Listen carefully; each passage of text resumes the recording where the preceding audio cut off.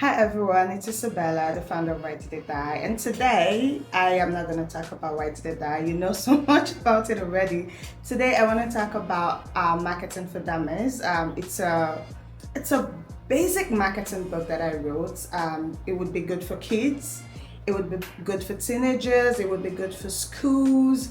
It would be good for somebody who is just starting out their marketing journey. It's 20 pages. It's so easy. It's got cartoons all over it. It gives you this joyful vibe when you're reading it, and it is so easy to get. It's totally free. All you just need to do is go to the website that I'm going to attach to this video and just put your name, your email, and just click on download, and there it is. You've got your marketing for dummies. Go read it, share with the kids, share with your school. It's totally free. You've got my permission to publish it as much as you want, right? I am of the opinion that some knowledge should be free, and this is one of it. So go check out my book, Marketing for Dummies, and let me know what you think. Ciao.